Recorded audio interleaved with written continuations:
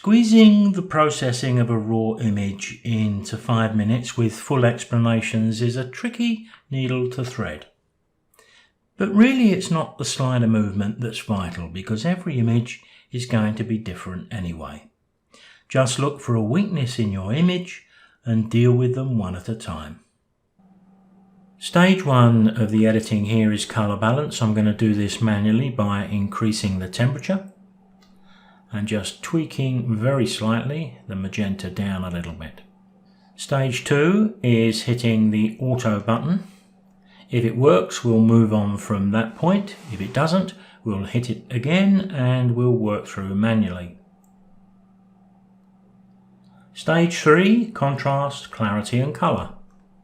So what I'd like to do here is to drop the blacks down a little more, keeping my eye on the histogram top left, whites up, doing the same thing. I'm going to increase the clarity a little bit here, maybe a little bit more vibrance, and because I've got some detail in the foreground, even maybe a little texture. Stage 4 is dealing with the sky via a mask. Select sky. We've got a little bit of a white area there which we may need to deal with, but we'll see what happens when we get the mask in place. So here I'm going to drop the highlights well down.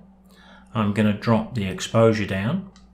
Maybe once again blacks and whites to give a bit of contrast in that sky. I can see a little highlight at the top right, but it's not doing a great deal of damage, so I will take note of it, but stay with it. Same with the highlights. I'm going to drop back a little bit, I think. Mid-tone contrast with clarity I'll take. Maybe I'll even increase the temperature a little bit. So there we are, up to stage 4 already. Stage 5, I think, is a gradient mask in the sky. Shortcut keys here, G key. Click and drag. Just want it at the top there. Let's see if we can kill off the worst of the highlights in that sky, which we have. Maybe a little more colour right at the top. All going to be personal. We could do a little bit of more work in the highlights here, but I don't think they're crucial. Stage 6 is the weakness on the left side of the image. So once again, a graduated filter or a graduated mask. G key. Click and drag. Drop down the exposure, maybe even a little blacks and whites again.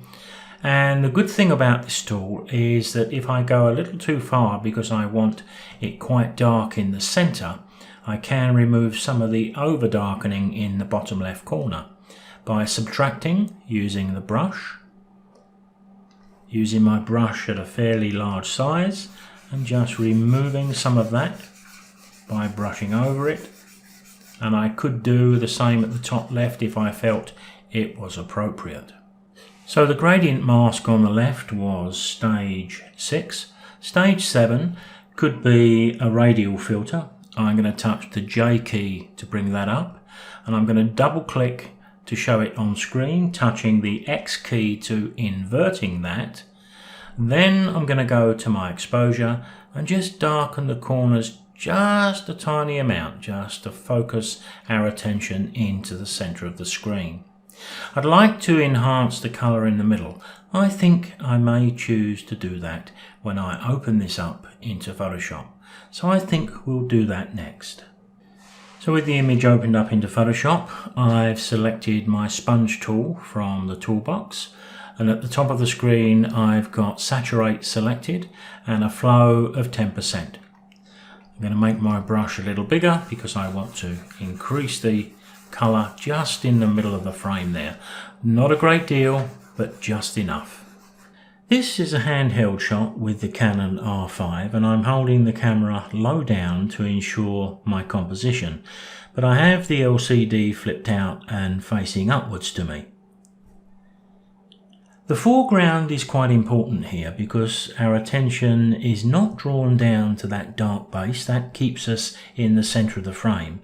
Those small ripples are enough to point like fingers into the scene, but they also provide great depth too. It gives us the feeling we're looking into a scene rather than at a 2D image. Exactly the same image editing principles have been used with this image.